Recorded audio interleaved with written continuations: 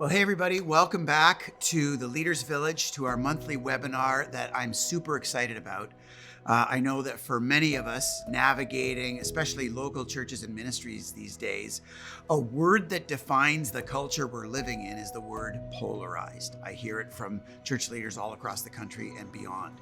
And so what we wanted to do today is to dive into how to navigate that polarization, specifically through learning about something called Polarity Management. And to do that, I've got not just a good friend and former pastoral teammate, but a resident expert on the subject of polarity management, the president and CEO of Leaders for Leaders, named Tim Arnold. So, Tim, welcome here, or welcome back here. It's fantastic to be back. Spent many days in the doldrums of these hallways, so Absolutely. Yeah, it's familiar stuff. We're going to get into later, obviously, our pastoral history and how some of this has applied to specifically local church work, but want to get into just the science and everything of polarities and polarity management. But before we even do that, just introduce yourself and help us get to know you a little bit. Fantastic. Well, it's really awesome to be here today. I Niagara resident, came to Niagara to do my undergrad university degree, and that would have been in the late 90s, and I've been here ever since. And during those years, heard about this place called Southridge. You know, a few friends were checking out this place called Southridge, so I showed up one Sunday, and to my surprise, and really to my delight, found a church community that really transformed my life on pretty much every level. And have been part of the Southridge church community for decades, and on staff for almost a decade, and still really plugged in serving and helping out in lots of ways. But yeah, this has been home. I've got a family just outside of the St. Catharines area, and we are right now just enjoying getting back into somewhat normal life, back on the ice rink, you know, playing some hockey and doing a bit of travel. So yeah, it's Niagara. I would call myself a native now. I think I've married into native status. So right. Well, I was going to say, what's the threshold for saying yeah. you're not born and raised, but at least raised? Lived here more than anywhere else in my life. Yeah. And just for people wondering, you know, your time on staff, Tim led all of our local and global compassion in the early years as God was growing us in that direction. And so was instrumental not only in the launch of our homeless shelter, but our other anchor causes as we went multi-site, as well as the partnership that we established with Compassion, which we discussed in last month's webinar with Allison Alley. And so the whole crew of us have gone kind of way back. And I'm super grateful that you'd give some time to this really critical conversation that the church is facing, again, all across our country and around the world these days. So can you give us, in your kind of professional history, just like what you do and where the polarity management stuff came from? Sure. There's a whole story there as well. Sure. So right now I spent most of my time working with executive teams, leaders, organizations. You know, we come under the heading of team and leadership development, but really it's focused on this concept of polarity management, managing tensions. And I kind of stumbled into it. And it really was, when I look back, one of the few moments in my life where obviously God had a plan that I knew nothing about, but thank goodness I was able to kind of follow those leadings and promptings. I came to university here to be an accountant. That's my degree.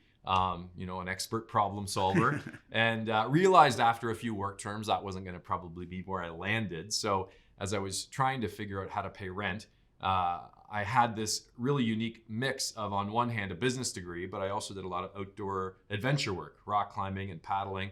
So I started to do a lot of corporate team building just because I had that mix. So I'd take groups out in the, you know, rock climbing adventures, or you name it, get out of the boardroom and build relationships. More than trust falls. Although back in the day, I'm not going to lie, they were there. So I was doing a lot of work with one of the big Canadian banks, and they said, "Hey, we want to do this leadership program right across the country. We really want an element of it to be embedded with this concept called polarity management."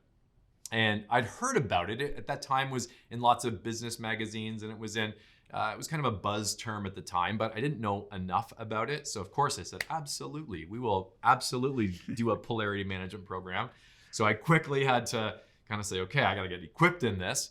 And at the time, Dr. Barry Johnson's book, Polarity Management, was a bestseller. And I kind of looked into that and reached out to Polarity Management Institute.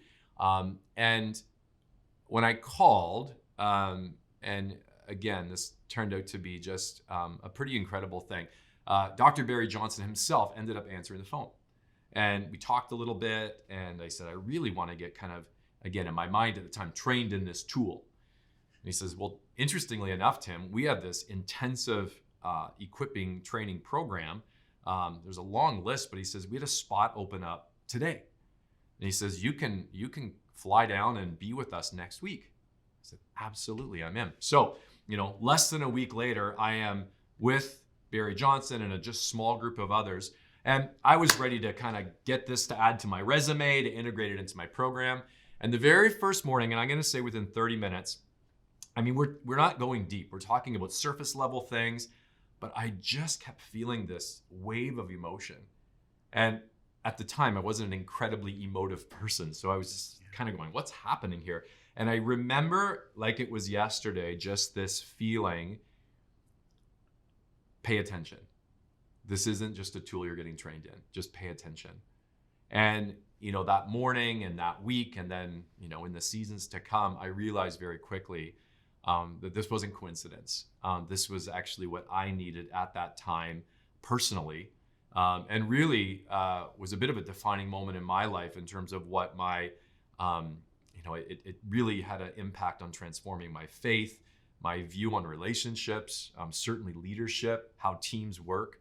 So it all started there, and really as, whether it was here at Southridge, working with executive teams, it's been the common thread that I've continued to research and write about and focus on. And really what I am trying my best to just bring this gift to others, because it's had so much impact on my life and on my faith. Yeah. And in your experience, you awakened pretty quickly to this being, like you said, more than a tool, almost a world view and a set of now core competencies to live and lead differently. Yeah. And so for people, who are experiencing this today, I hope that you're buckling up for that vision or that direction of the conversation. We're not going to provide one more tool in the tool belt, rather a framing for how to approach life and leadership differently, which again, I can't say it enough. It feels like our world desperately needs these days. And I would say at the very least, it's a tool in the toolbox. That's great. Yeah. So much more than that though. So let's dive into that. When we talk about polarity management, I know that we're referring to what really is a pretty technical science of sorts. So just first things first, by definition, what is a polarity? Mm-hmm. When we say polarity, what do we mean? Mm-hmm. Yeah, I'm going to give you a bit of a formal and more layperson's definition. I mean, a polarity is generally conflicting values. Two things that are in conflict, but the interesting thing, Jeff, is that they're interdependent. Interdependent means one can't exist without the other. I mean, the best metaphor to think of is breathing. I can't wake up and say it's an inhale day today. Yeah. Inhaling only exists without, with exhaling. And similar to breathing, there are things in our lives that we experience where you can't pick one side. It's a package deal.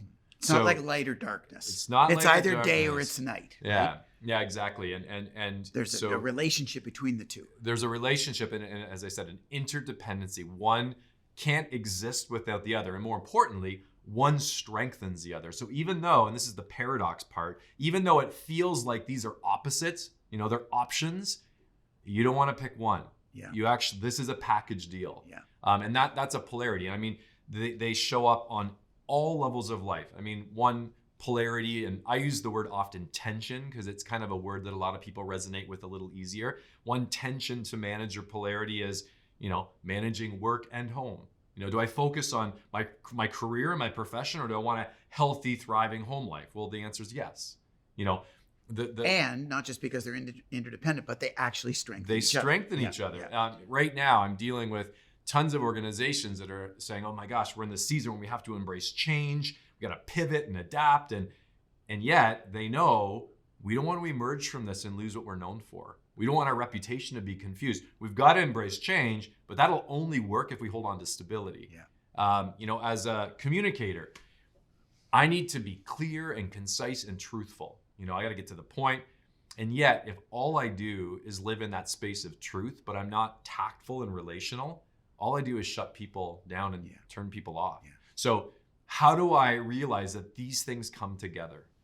And so, as sort of simple as that sounds, I guess the big question I want to start with is, why do polarities cause such a challenge in our world? Well, they cause a challenge in our world for a few reasons. And I think right now, more than in my living lifetime, we live in a world that increasingly wants to pick sides. We want the silver bullet solution. When it comes to leadership, we want the 5 steps or the 7 habits. We just give me the answer. And it feels good to say that's the right answer. Again, I'm a trained accountant. I like to know that things are right. And obviously, if that's the right answer, the opposite's got to be wrong. Well, what's happened in the last number of years is, we become more divided because we now can choose news sources, which means that once I feel like this is the right side, the other side almost gets vilified. And I choose to be affirmed in that point of view. Through social media, I like things, which means there's actually algorithms forcing me to see more of those things and working hard so that I don't see the other side. So we're actually becoming more developed and rewarded for what I often refer to as an either or approach to life. Things are right or wrong, good or bad, and ultimately just pick the right side. Now, and I think I need to say this clearly. I might need to say it a few times. That's a good thing. There are lots of things in our lives that are right or wrong. There are things that are good and bad. There are just a lot of other things where it's much more complex than that. And right now we're living in a culture, and I will go as far as to say maybe not lived out anywhere more so than the church, where, gosh, we just want to pick the right side. Just give me the answer. And it's hurting us. There are times where you're driving your car where your foot's on the gas pedal or your foot's on the brake, not both. So, and they're not interdependent. Absolutely. It's one or the other, and there's a right and a wrong for sure. Each sort of way. But you're walking into what I've understood is really the first layer of effective polarity management. And that is not just identifying a polarity, but more specifically, differentiating a polarity from a problem, a polarity to manage from a problem to solve. Speak to that and talk about what the difference is and how do you differentiate the two? So first of all, I'll talk about problem solving the least, because your audience doesn't need me to help them solve problems. Research would say they probably, as professionals, as leaders, they solve hundreds of problems a day. Most of the emails you respond to, most of the decisions you make, again, you can use that either or approach. Now, either there is a right and a wrong answer, or there may be a few options, but here's the thing. You can pick one and you're done. You move on. If something is a polarity or a tension to manage, you can't do that. You can try. You can say, this is our strategy. Just I'll visit in a few months and see how that goes. Meaning that, like breathing, if I inhale and hold it, it works for a bit, but all of a sudden I'm going to lose all the values of that option. And then I go, well, the other side must be right. In organizations and in churches, sometimes we call it the pendulum swing. We're all about this for now until it's not working. And now we're more about this. A problem to solve is something where you can pick one side or one option and be done. A polarity to manage is an ongoing tension. It's a wrestling match. And what's interesting is no one that's listening to me today is listening to start to manage tensions or polarities. You're already doing it. And you're doing it because it's those things where, in a meeting, someone's voicing a concern or an idea, and in the back of your mind, you're thinking, are we actually talking about this again? We call them chronic issues. They just surface over and over again. And anytime something is a chronic issue, that's a huge indicator that maybe this isn't a problem we're going to solve. Yes. Yeah. Maybe we actually have to recognize this is one of those tensions to manage. Yeah. The things that, and I mean, I saw this working with leaders and teams, and I remember here at Southridge for 10 years, I would see it in my team. Things that you would often find two camps. You know, there's in the meetings, everyone's kind of good and polite and nodding heads. But then after, you have the meeting after the meeting. And then you see that this group kind of goes and talks about, wow, can you believe this? Like, I can't believe we're doing this. Again, you can immediately say, that's a tension to manage. Although we're probably dealing with like a problem, it's a tension to manage. Yeah. The last thing I'll say, Jeff, is you know something is a polarity or a tension because if you choose one side to the neglect of the other, it will always work against you. It just won't work. Because of the way they feed off each other. It will not work long term. It may even feel good. Because again, there's something in that problem solver that's like, this is it. It just won't work long term. Yeah, I hope we're tracking with that. The one time, one and done problem solving versus the continual, ongoing, indestructible, chronic nature of a polarity. And that's why we call it managing it, not mitigating it and you're done. For sure. And I would anticipate there's people already that don't feel good about that because you want the solution. And this isn't polarity solutions. This is polarity management. These are tensions. They're already there, but you're able to name it and say, okay, folks, this is the tension. And it's okay that we're feeling this. This isn't going away. And that's good. Just let's look at how we can manage that well. You talked about what happens when what is a polarity to manage gets treated as a problem to solve. Obviously, you're missing the upside of the other alternative. Inevitably, there's going to be a period of time where then you're going to have the opposite problem to solve. Are there some other features of what happens that people can identify with when you mistakenly treat a polarity that requires management as a problem to singularly solve? Yeah, there's a few. And again, in repeat, one is that it's a guaranteed way to divide your organization. You know, all of a sudden you have groups that, even if there's a bit of us kind of intellectually that knows, there's value on both sides, it still feels like, but this is obviously the best answer. This is the best approach. So you find polarization and division within your organization or within your community. That's one thing that is inevitable. The other piece is it sets you up for, it's I can't remember what chain of garages used to use the term, you can pay me now or you can pay me later. There's an element of you can just choose one side and it's like, okay, we've solved it. But I can tell you're going to actually deal with way more issues down the road. And that's inevitable. So there's an element of it just doesn't serve anyone well long term. And I really think I have seen leaders, and I've studied this now because I've been kind of fascinated and even haunted by it. I'm at a place in my career where I've seen and been around a lot of really incredible leaders with significant callings. And all too often I've seen one of two things happen. Either that person kind of just checks out and takes an easier option, meaning like, you know what, this is too much work. It's just too much. Or they stay in the role, they stay kind of moving things forward, but behind the curtain, they're miserable. Either burnt out or sometimes just downright bitter because it feels like, no one gets the complexity I deal with.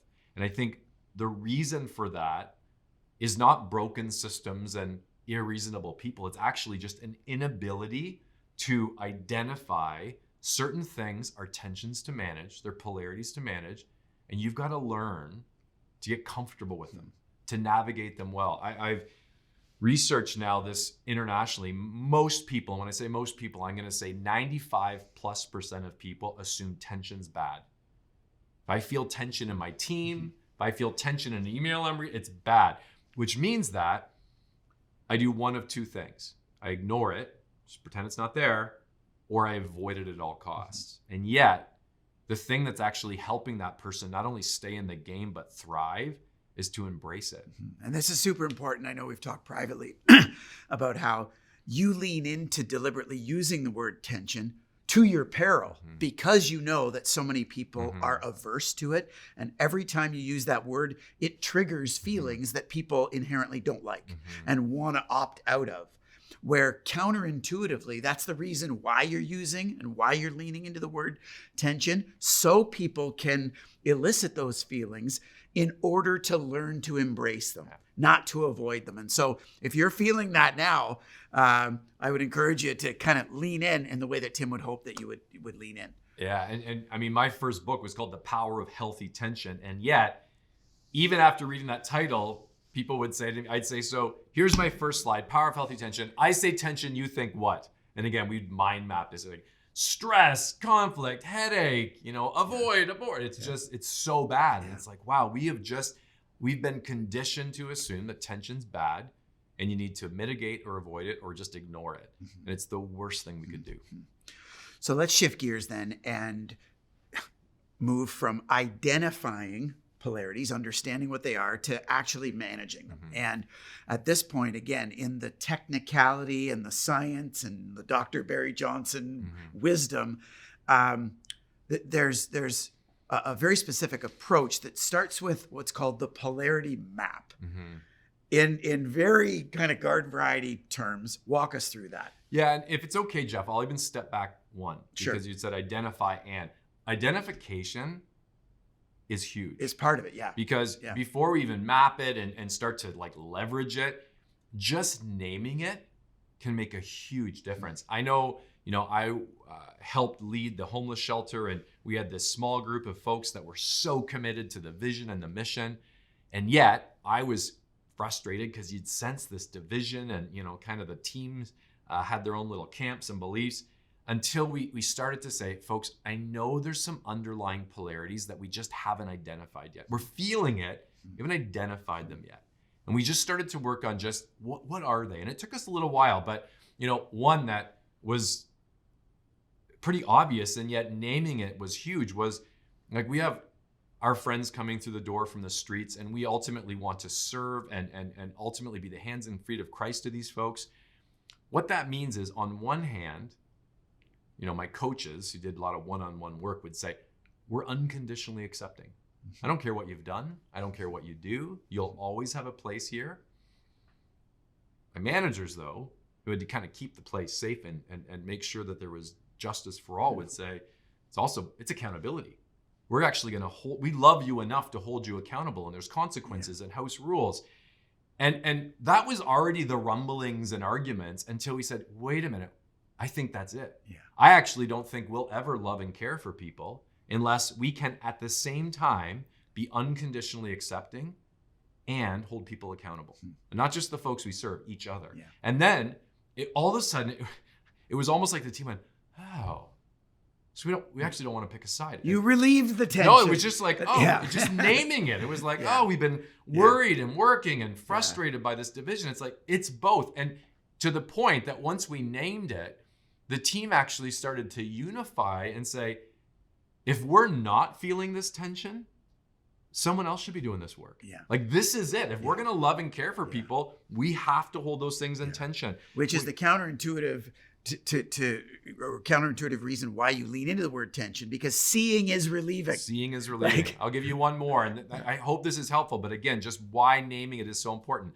And you know me well enough that in the shelter, we always wanted to make it fun. We wanted to, we celebrated birthdays and milestones and, monthly karaoke night. And if you haven't done shelter karaoke, you've not really lived. Like, and yet, I'd have people recognizing, hey, this isn't fun and games for everyone.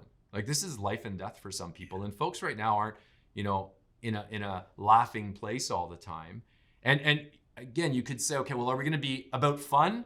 Or are we going to be about seriousness? Until we started to realize, actually, the community we've been called to be is both. Yeah. And if we're all fun all the time, we're actually going to alienate and not only offend, but harm people. But if we are just about seriousness, this place is an institution. So what that means is that it'd be easier to pick a side, but let's just own and acknowledge we're about both. And in fact, if we choose one to the neglect of the other, no one wins. So we had just a short list that our team started to say, okay, those are our polarities. And just that was helpful because we realized it's not you're wrong and I'm right, or I'm wrong. And it's just, no, this is the tensions we're managing. Yeah. Then, as you say, you can go beyond that. And is that helpful, first of all? Yeah, I mean, I was assuming that that's part of the mapping process, is the identifying. The identifying is the first thing. The mapping process would generally say, first of all, choose, and I mean, I'm happy to share this with anyone who's interested. There's a list this long of tensions that most organizations manage. Yeah. And, I would say that you probably could look at that list and go, yep. Well, and the important thing to note is that for church leaders, we may actually be more predisposed to black and white, right and wrong, truth, false thinking, where in reality, even biblically, we've spent a lot of time talking about this, that biblically there are polarities. Polarities like grace and truth. Polarities like individual, Christ followers and the collective body of Christ, what we call individual versus the collective, and others. And so to appreciate that this also, if not more significantly, applies to the church and to families of faith and to ministries in the name of Jesus. We're not exempt from this just because we're people of conviction that try to preach truth. There's a difference between something being wholly true and it being the whole truth. And that's really what identifying a polarity is about. Well, and I would go beyond you're not exempt. I think this conversation is probably more important for this audience than any others because, and I'm going to kind of go to my background, where for me, faith was only black and white. It was the Bible was the rules and things were right or wrong. And I said it once, I'll say it again, that's a good thing. Yeah. There is a lot about my faith that is right and wrong and black and white, but it wasn't until I actually started to be just taken by, even ravaged by this idea of interdependencies and polarities that started to realize that as much as, the Bible is just full of either or, right and wrong, there's just as much as you say, both ands. And it's not, you and I actually spent some time doing a bit of study on this. And I remember we were looking at Proverbs, right? Yeah. Proverbs 26:4 says, when arguing with fools, don't answer their foolish argument, or you'll become as foolish as they are. So generally I could say, okay, well, obviously the right answer is don't go there. Don't even bother. Until you look at the very next verse, Proverbs 26:5. When arguing with fools, be sure to answer their foolish argument, or they'll become wise in their own estimation. So, okay, well, the answer then is, you got to speak truth in love. You got to actually speak up. Well, what one's right? Well, of course, the answer is yes. Yeah. And I miss this, Jeff. I somehow spent 20 plus years where faith was front and center in my life, but it was only a black and white faith. And I really want to be clear. You're not exchanging that for now a faith and a leadership approach that's now all both and. You're expanding it. Yeah. You're holding on to that either or, but saying, hey, and there's certain things that are much more complex than that. Yeah. And I mean, it's a bit of a rabbit trail, but I think it's probably an important conversation to have here. So going back to even, the shelter a number of years ago, out of the long list of tensions that I know most teams and organizations deal with, we had to say, okay, what's a few that specifically are make it or break it for us? And it took us a while, but we said, there's a few. And I said unconditional acceptance and accountability, fun and seriousness. We had one that was really unique to our faith-based approach, which is on one hand, it's about fully relying on God and individual responsibility. Both. And if it's all about individual responsibility, good luck, because you're ignoring a higher power that you can't live without. And if it's all about reliance on God with no individual responsibility, you have people saying, I pray every day, but then I keep ending up here. It's like, well, it's both, right? So you name it down to a few, just a short list. And then you would go further to say, okay, let's actually go beyond seeing things from our limited kind of biased point of view to see, as you say, the whole truth. Right. And the cool thing about this mapping idea, Jeff, is that you actually are tapping into people's real values and fears. And you're saying, hey, folks, as long as you're open to the fact that no one's wrong, and yet all of us are probably a little incomplete in our view, we're going to have a good conversation. Mm-hmm. So in some ways, mapping, and I'm happy to supply you with just a really simple template where you can do this individually or as a team. You just put the tension out there, Put it on a flip chart. Yeah. And it's almost like, and I go back to breathing again, if inhaling is good, you'd say, what's good about it? Well, I get oxygen. You'd say, okay, well, let's look at that from a tension perspective. So, we have unconditional acceptance. What are the positive results that our team is going to get by fully embracing unconditional acceptance? And you hear people saying, hey, people don't feel judged. It's actually, emulating Christ's life and work. And, it actually gives us all a space to be accepted as you are. And no one is wondering if they're going to fit in. Great. But then again, we go, let's inhale and hold it. Doesn't feel very good, right? Yeah. It's like, okay, what happens if we do that here? We're all about unconditional acceptance, but we're neglecting accountability. Well, immediately folks saying, well, we enable people. It feels nice, but it actually is quite hurtful to them. And it's not what's wrong with acceptance. It's what happens when we treat acceptance as the answer. Well, and the team will just throw these out there, all these things. Like, yeah, that's what happens. Okay, then, let's exhale. What's the good stuff? The positive results that come from accountability. People learn sometimes the hard way. People realize that we love them enough to have them experience consequences. People actually are given the love that there's required to say, I know you have more. I expect more of you. Well, exhale and hold it. Mm-hmm. What happens then if we're all about accountability? And it's, again, not what's wrong with accountability. What happens when we're all about accountability to the neglect of acceptance? People are judged. People feel like they can't win. Yeah. We are an institution. All those things come into play. So now, and what's interesting, Jeff, is based on people's individual biases, some of those answers are obvious. Others are like, that's interesting. But then other people start to speak up, just as true concepts. Inversely obvious. And they're like, gosh, you're right. Yeah. And, you all of a sudden find that even polar opposite individual people in the team start to see things at a level that's common, that common ground building. And so the polarity mapping, and one of the, I don't want to jump ahead too much, but one of the big ideas here is that we still have to make decisions every day. Yeah. We got to still get stuff done. I just want to make sure that we're making decisions based on the whole truth, not my individual bias and perspective. Yeah. Yeah. So practically speaking, this map is a 4-quadrant, like you just draw a 4-quadrant square thing on a flip chart. Right. And you got one pole on one side, the other one on the other side, the upsides of each pole on the top, and the downsides that you're describing as the shadow sides of overdoing or misapplying to the ignorance of the other value. What happens there? You go through a collective exercise of filling in all 4 quadrants so that everybody, no matter which bias you bring, is staring at and resonating with the realities of the upsides and downsides of all 4 quadrants. That's right. At that point, then, you're able to kind of confess and claim these blind spots or biases. Describe how that works. Yeah, well, a bias is this idea of, I get there's 2 things at play here, but gosh, I see that side a lot clearer.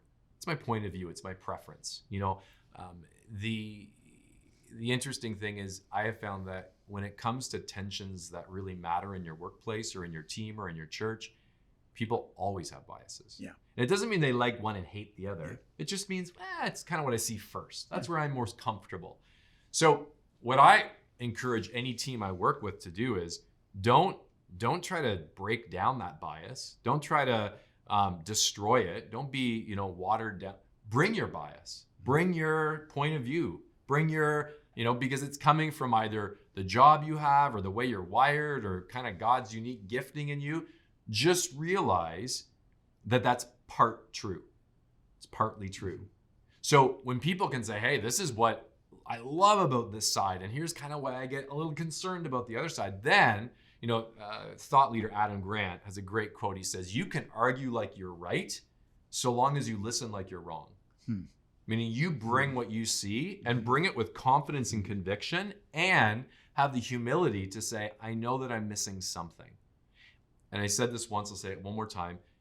And I don't need to exchange my point of view for yours, but I'm looking to expand my point of view. Yeah. And that mapping process allows all of us to hold on to our even values and fears, but to see a whole other perspective. So then you and I now aren't just seeing kind of our limited point of view, we're seeing the big picture, which unifies us. The other thing that's really cool is, so often teams settle for polarization and division. People are polite, but you sense it. Yeah. You start to name and really deliberately manage these polarities, and people who used to be kind of polar opposites almost become allies. Yeah. Because you mentioned the term blind spot. It's just that I know there's another way to see this, but I probably won't see it unless you show me. And this goes back to our opening question, kind of why this?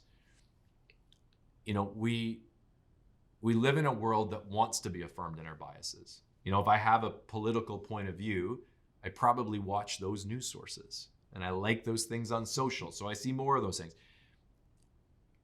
The problem is I get more and more and more entrenched into, well, this obviously is the right answer. When you start to make tension comfortable and important, in your teams, all of a sudden people realize, like, I get my bias, but now I'm curious. I know you don't see this the way I see it. Show me what you see. Doesn't mean I'm wrong, but I'm probably missing something. Yeah. And it's game changing in terms of team effectiveness. Real time, just for church leaders taking this in the last number of weeks, we've engaged in a conversation like this related to how our Sunday morning services are being programmed recently. So in our context, and you'll know this as much as anybody, one of the polarities or the tensions that we manage is the tension of the church, and especially on Sundays, being high challenge versus high comfort, right? Are we trying to become Jesus to the world, or are we trying to be Jesus to the people who are coming? Well, the answer is both. And I think you would agree that our church biases towards more of a high challenge. I certainly do, more of a high challenge. Hey, it's almost like a workout. Like, hey, we're going to come, we're going to gather, and we're going to try to become more like Christ. That's why we're together. But especially with where people are at in the pandemic and just the weariness, the loss, the pain, even the division, we've been feeling like we're in a season where we need to lean in to a little bit more of this high comfort. And so we actually kind of pulled the plug and redesigned a series that's coming up in the next couple of weeks. My point isn't to tell you how to program your services. My point is only to say it's amazing when we started to embrace the obligation to be both. And when we started to get prophetic around which bias we should lean into right now. Should we be inhaling now or should we be exhaling now? It was amazing how the whole team galvanized together. Because the truth is, this team of service programmers has some people that are more high challenge oriented. And it has some people on the team that are more high comfort oriented. And on a poorly polarity managed day, they don't really get along. And they have meetings after the meetings, and you see the polarization and division. What this mapping does, this is not just a 30-minute X's and O's on the flip chart type of exercise. This has a very humanly galvanizing and bonding, like a unifying effect. It is powerful to see people experience this. It is, and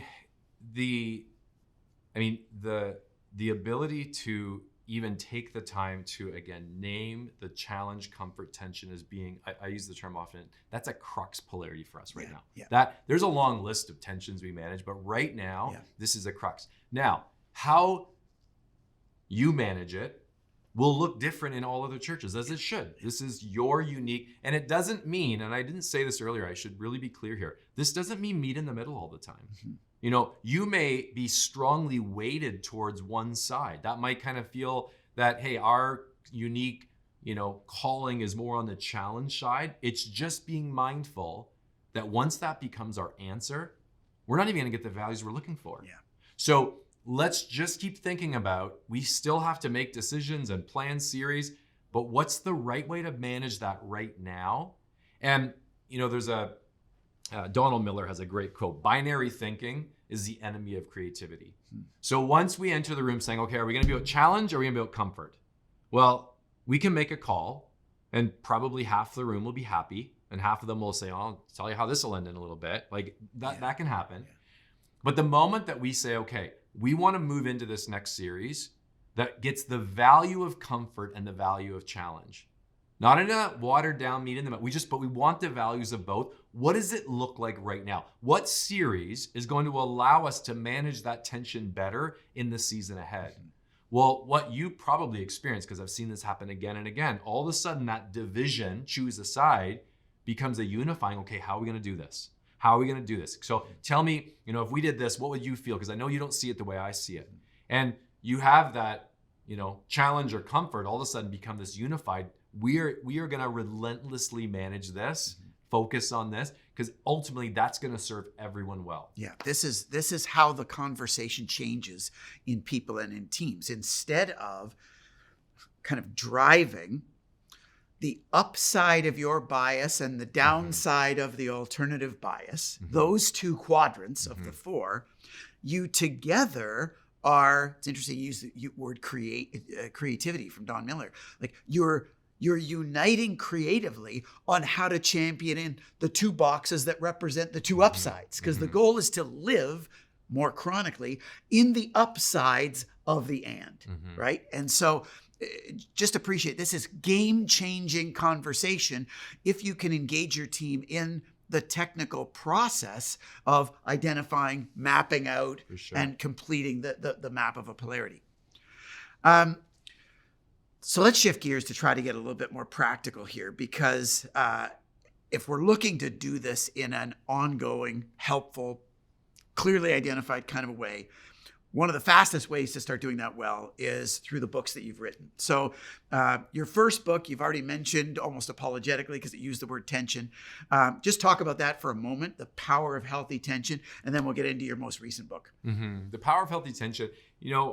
I not only got a chance to work with Dr. Barry Johnson, he actually ended up becoming a real mentor and friend in my life. And, one of the things that he kept saying to me through the years was, I don't want you to pay me. I just want you to write. You just got to put this down to words. And there was nothing in me that had any desire to write until I started working here, because, I had spent my career generally consulting and, having all the easy answers and walking away. And all of a sudden, we're trying to get this shelter off the ground and thriving. And I just started to recognize we have zero language for this idea of healthy tension. Like, it is just everything's black or white, either or. The team's divided. Even talking with our government partners, there's just this overwhelmingly an unhealthy either or approach. And I started to recognize that we just have to get comfortable with the word tension. We've got to realize that we will, people put their missions and visions on the wall of their building. We'll never live those words out unless we realize underneath those beautiful words, there's going to be some wrestling matches. And if we're not willing to be uncomfortable and deal with some of these tensions, those are just words on the wall. So, we had to real time navigate, okay, we got to name a few tensions here, and we're going to work really hard to manage these well. So really, The Power of Healthy Tension is just a bit of that era, saying here's how we did it. Here's ways that you can slowly allow your community to kind of get comfortable with this word tension. And it really is more of a guidebook of my years here at Southridge. Right. Like it is kind of the story of you implementing and experiencing polarity management in the context of running this 24/7 homeless shelter in a local church. So for local church leaders, if you're curious to get under the hood of this in a practical way, that's a great resource to just enter you into the real-time kind of decade-long journey of doing this. It's a great resource. In the last month or so, you've released the second book, Lead with And. What's the difference between Power of Healthy Tension and Lead with And? This is the new one. Yeah. And this you went with white and red, not white and blue. Like white and blue is the brand around here. You know that.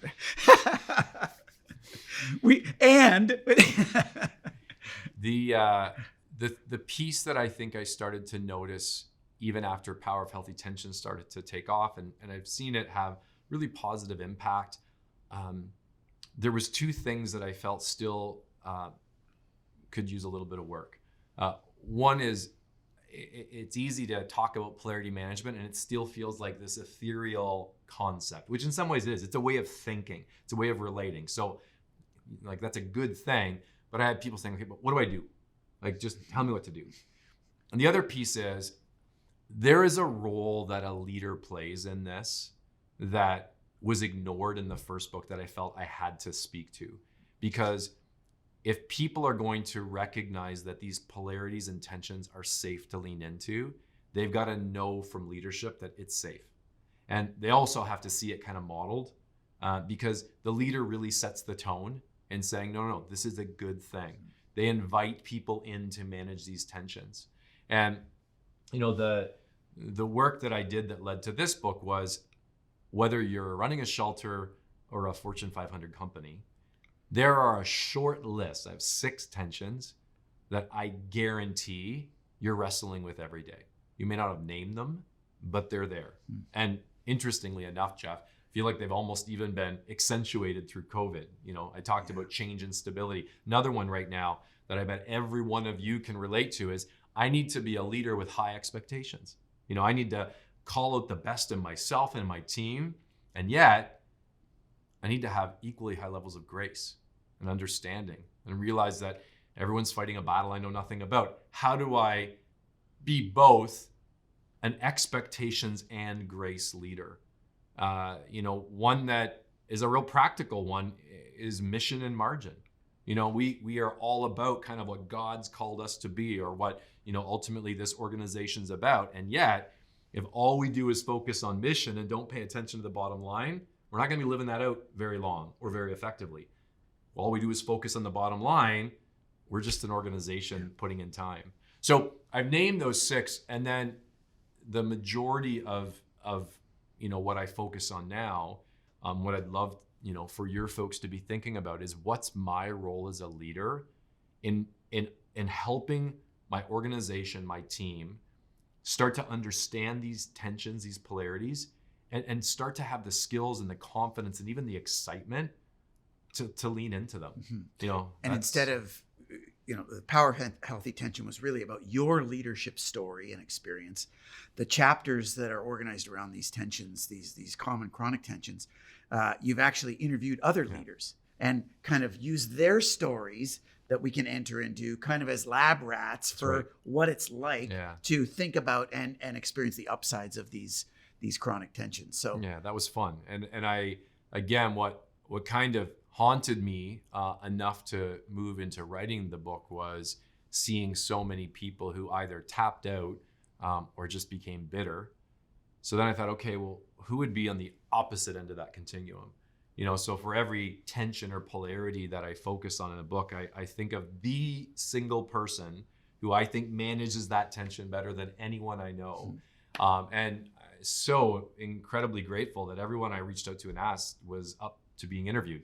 So there's just a lot of practical insight from, everyone from a Donald Miller leading an organization to Canadian athlete Marty McBean, and you name it, just diverse people, but that really seem to manage that one tension well. Yeah. As we're starting to kind of wrap up and get a little more personal, practical, I'm sure all of us have been feeling like there are some of these chronic tensions that we are just navigating personally these days. Before we get into like teams and organizations, and especially even churches or even as a society, like in your experience with this, what are some of the highest level personal tensions that we have to learn to manage better if we're going to be healthy and thriving people? Specifically for leaders or for anyone that would I would say for anybody at this point. Just I'm a garden variety citizen right I'll now. give you just a few that I would say have been transformative for me. Okay. So one actually is this idea of expectations and grace. The more that I study this idea of being someone with high and healthy expectations and equally high levels of grace and acceptance, I don't believe you can extend that to others if you don't do it with yourself. So on both fronts, if you don't have those high expectations that are pushing and calling the best of what God's wired you with to bring that to the world, and equally high levels of grace, that we don't have it all together, and that we actually have to be okay that we are broken, fallen, and have days where we'd love to have do-overs. If we can start to manage expectations and grace well with ourselves, it's such a gift that we give to ourselves that we can't help but give it to others. That's a big one. This sounds, actually, as a runner, you'll get this, but I think it goes into almost every element of life.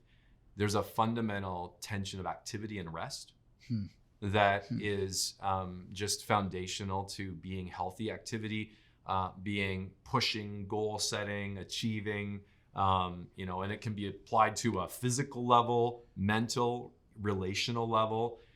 But as you know, any muscle that we work hard, if we overdo it, it's injured. And that recovery is, hardwired into us. And that's how we actually do activity well. And I feel like right now, and honestly, I would have thought this before the pandemic, but even more now, a lot of folks are really struggling with that activity rest tension. And rest / recovery often is filled with, social media and 800 other things that you kind of are the junk food equivalent of rest. Like they're getting you by, but they're not recovering you. They're not replenishing you. So activity and rest is a big one. And I'd stop there. Those are two that come to mind. One, I was going to ask about whether it's different or it's just a more personalized version of the expectation grace. We've talked before about the personal polarity management of confidence and humility. Yeah. And I know that that's been a huge one for me and the people that I interact with most closely, especially even along gender lines, which a couple webinars ago, we had Ellen Duffield talk about even some of the differences and biases between men and women when it comes to confidence and insecurity. And I found at a personal level, living in the upsides of both of those, having a confidence in your identity, in your calling, in your contribution, whatever, and a humility and the awareness of your brokenness, of your need to be transformed, that at just a personal human level has been a powerful one, I would say, for me. It has, and again, it's one you can look at levels. Like I even think of that one as it relates to my years working here, because pre-working at Southridge, I was, taking in Marcus Buckingham at Leadership Summit saying it's all about strengths. Find that unique thing that you're wired to do and just bring it to the world. And I was a strengths-based person. Yeah. And yet, I sell that company and I really truly felt like this is where I need to be. And in the first few years, I was living in a role that was in some ways so far from my core strengths. Like it was just uncomfortable. There was elements of it was a stretch, and I kept thinking, I know this is where I'm supposed to be, and yet I also feel like it's so far from like moving closer to my sweet spot. Around that time, Carol Dweck is talking about growth mindset. Make mistakes, try new things, and I think in the years I realized that actually is kind of the research level of this confidence humility. Yeah. That on one hand, I'm responsible to grow in my confidence. I am responsible to not hide my light, to bring that to the world, to put myself in roles where I get closer to opportunities where I can bring that. And I'm also open and need to be open to be put in roles that are so far from what's easy and what's kind of strengths-based that it's almost like God can only teach me these things because I'm willing to just say, okay, I'll do this. And for me, that was really an interesting one. And I would have landed in my years here saying that, I think that confidence and humility, for me, that would be top 3, if not 1 or 2 of leadership. Yeah. If you really want to move things forward and be responsible, confidence and humility is something that you just want to be looking at and focusing on constantly. Shifting more specifically to church leaders, and this is ultimately kind of why I wanted you here sharing all of these insights today. you've made a couple comments already about specifically in the pandemic, or even more during the pandemic, or maybe even as a result of the pandemic. The bottom line here is, for those of us leading ministries, and especially in local churches, we feel like we are navigating a people that are more polarized than ever. Why is that from a polarity management perspective, and what would you encourage us to do?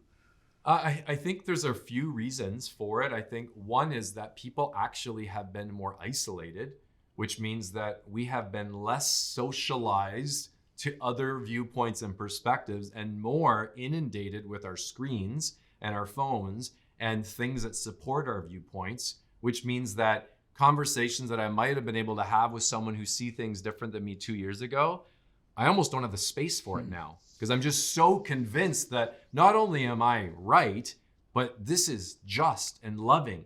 So I don't know how that, I don't even know how to have that conversation. The other piece, and this is going back to, Dr. Barry Johnson working with me, he had a thing he said often, and that is, anger always floats on a sea of fear. Anger always floats on a sea of fear. And he says, whenever you see someone and even see behaviors that you can't get your head around, ask yourself, what's that person fearful of? And, I feel like we actually saw that happen after 9/11. I think we actually started to see more polarization in our politics, in our communities, and our social issue views. And I think it was because we had this level of fear that we didn't have before. And I feel like since then, we're there again, but deeper. Because I think, more than maybe ever in people's living lifetime, we're realizing we're not near as in control as we thought we were. And there are things happening to us that I can't do anything about. And that can tap into a lot of fear. So how do I manifest that? I think people manifest it in anger at, I need a villain. So I need another side that's wrong, And I think sometimes we stand back and think, it can't be that simplistic. It can't be that, well, this is the right way to do church or to do vaccines. And obviously the other side is all wrong. But we're there because I think we got a lot of fears that just, we need the right answer.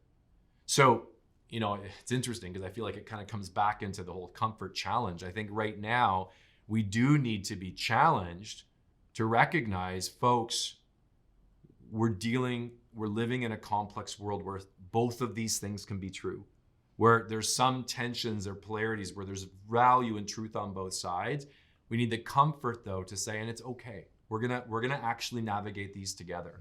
We're gonna allow people to bring their biases and their perspectives and their hope and their fears, and we're gonna push them to look at another side, and together we're gonna kind of navigate this well. But it's gonna be, I think that right now, church leaders need to really be mindful of this concept of helping people navigate complexity.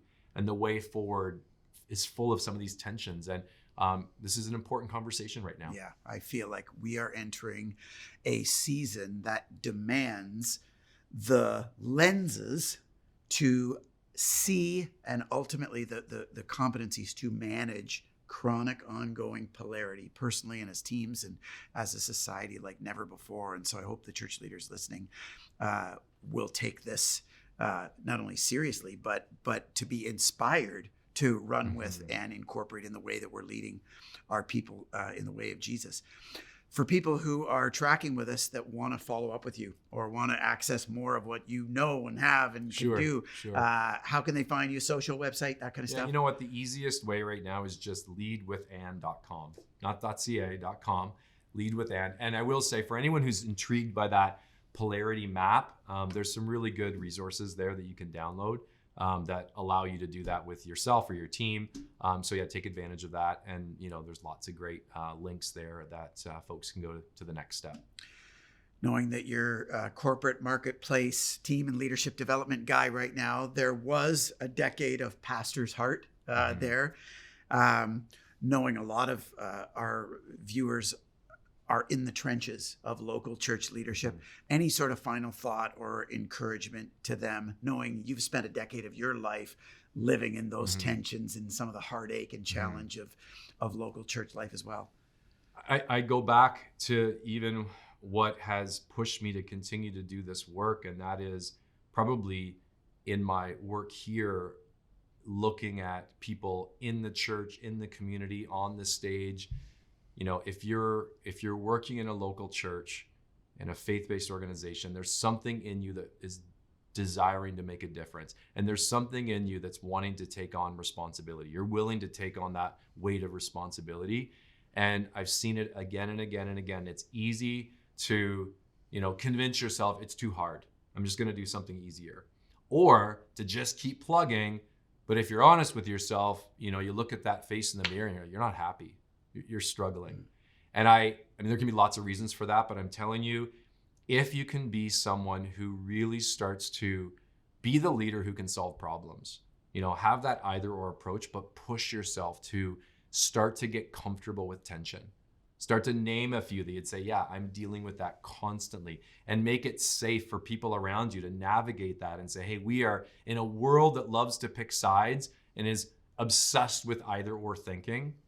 We're actually going to be both and thinkers. We're going to lead with and I believe it makes all the difference. Yeah, Tim, thanks so much for being with us today, and not just for sharing the insights of your book, but for continuing to, as part of our village, share these insights beyond our church, but even in the context of our church. I know you've done some sessions with our shelter ministry in the past year and continue to kind of share this wisdom in the trenches of local church work. We really appreciate that, and consider you a vital part of our extended village. So thank you. Appreciate that. Appreciate the opportunity. To all of you who've joined us, thanks for tracking with us again today. We're going to be back in a month where we're going to look at this thing called the Enneagram. I know you're a big fan of that. And what that means, not just for the people in our community, but for us as church leaders, as it can help kind of guide us home to who Jesus wants us uniquely to be. So we hope that we'll see you here in 1 month time as we continue finding our way together. Take care, everybody.